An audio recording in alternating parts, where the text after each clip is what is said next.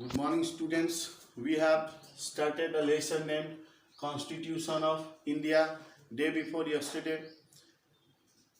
हमने एक नया लेसन स्टार्ट किया था डे बिफोर यस्टरडे और उस दिन मैंने आपको भारतीय संविधान के बारे में बताया था और बहुत सारी ऐसी भी चीज़ें थी जिसको मैं नहीं बता पाया था उस दिन। आज हम लोग उस चीज़ को देखेंगे, लेकिन उससे पहले हम लोग देखते हैं कि पिछले रिवाइज कर लेते हैं कि पिछले क्लास में हमने क्या देखा था। तो हम लोग देखते हैं संविधान के बारे में। हम लोग उस दिन देखे थे भारतीय संविधान। सबसे पहले तो ये समझ लें कि भारतीय संविधान कोई दैविक पुस्तक नहीं है। उसे किसी भगवान ने ला करके यहाँ नहीं दे दिया कि हमें इसी के आधार पर अब देश चलाना है। हम लोगों ने ही खुद, हमारे देश के लोगों ने, हमारे देश के बुद्धिजीवी वर्ग ने ही संविधान को लिखा और हम लोग उसी संविधान को मानते हैं और उसी के आधार पर अपने देश को चलाते हैं। तो सबसे पहली बात कि आप समझ लें संविधान की ज़रूरत हमें किस वजह से है। तो हमें संविधान की ज़रूरत इसलिए है ताकि हमारा देश एक पीसफुल तरीके से, शांतिपूर्ण ढंग से चल सके बिना विवाद के, निर्विवाद। इस वजह से ही हम लोगों ने संविधान को अंगीकार किया है, अपनाया है, जिसकी और हम लोग अब आगे देखते हैं कि इस चैप्टर में हम लोग जो छूट गया था उन चीज़ों पे ध्यान देते हैं। तो हम लोगों ने पहला चीज़ देखेंगे हम लोग प्रियम्बल। प्रियम्बल क्या है? Introductory statement of basic values of constitution. It contains the philosophy on which the entire constitution based. अब आप देखें, प्रियम्बल का हिंदी शब्द होता है प्रस्तावना। अब प्रियम्बल, प्रस्तावना, तो भारतीय संविधान जो एक पुस्तक है, उस पुस्तक का प्रथम पृष्ठ, पहला जो पेज है वो प्रस्तावना है, प्रियम्बल। और प्रियम्बल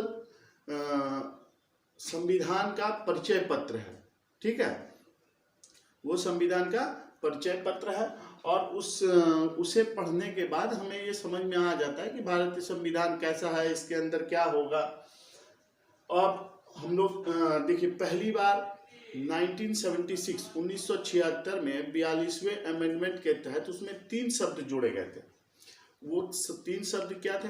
समाजवाद, सेक्युलरिज्म, और एक वर्ड था वो मैं भूल रहा हूँ इस वक्त। अब हम लोग देखते हैं कि प्रियम्बल, तो प्रियम्बल एक इंट्रोडक्टरी नोट है, एक परिचय पत्र है हमारे संविधान का, जिसके माध्यम से हम लोग समझने की कोशिश करते हैं कि क्या संविधान हमारा कैसा है। अब हम लोग नेक्स्ट पॉइंट पे आगे बढ़ते हैं। नेक्स्ट पॉइंट क्या है हमारा? Framing of constitution of India. अब देखिए, framing of constitution of India में क्या है, हम लोग देखेंगे डॉक्टर सच्चिदानंद सिन्हा पहले प्रेसिडेंट के रूप में नियुक्त हुए थे, लेकिन फ्रेमिंग ऑफ कॉन्स्टिट्यूशन, ये भारत के प्रेसिडेंट नहीं, ये constitution, making of constitution committee जो था उसके पहले प्रेसिडेंट वो नियुक्त किए गए थे, लेकिन वो टेम्पोररी थे। बाद में उनकी जगह पे डॉक्टर राजेंद्र प्रसाद को प्रेसिडेंट नियुक्त किया गया था, ठीक है। अब हमारे संविधान को भीमराव अंबेडकर जी को चेयरमैन ऑफ ड्राफ्टिंग कमेटी नियुक्त किया गया था। अब जैसा कि हम लोग जानते हैं, तो संविधान किसी एक व्यक्ति ने नहीं लिखा था। संविधान लिखते वक्त हमारे देश के हर वर्ग के, हर धर्म के, हर राज्य के लोग थे उस वक्त। उन्होंने सबने अपने अपने विचारों को दिया और बहुत दिनों तक उस पर वाद विवाद चलता रहा। उसके बाद एक निष्कर्ष निकला जिसके साथ संविधान का निर्माण हुआ और उस संविधान को हम लोग आज मानते हैं। और आप थोड़ा समझने की कोशिश करें कि यहाँ पे जो हम लोग देख रहे हैं कि भीमराव अंबेडकर जी हैं, डॉक्टर राजेंद्र प्रसाद है, इन सब ने मिलकर संविधान के निर्माण में भारत का सहयोग किया था। पूरे भारतवर्ष के लिए इन्होंने संविधान का निर्माण किया था और इनके सहयोगी बहुत सारे लोग थे।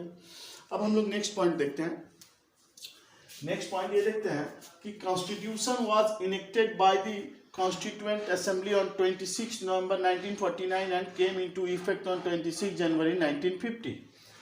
हम लोग देखेंगे, हम लोग इस बात को ध्यान देंगे कि जो हमारा भारतीय संविधान था वो 26 नवंबर 1949 को वो पूरा हो चुका था, लेकिन वो इफेक्ट में कब आया, भारत जो देश है उसमें वो लागू कब से हुआ, 26 जनवरी 1950।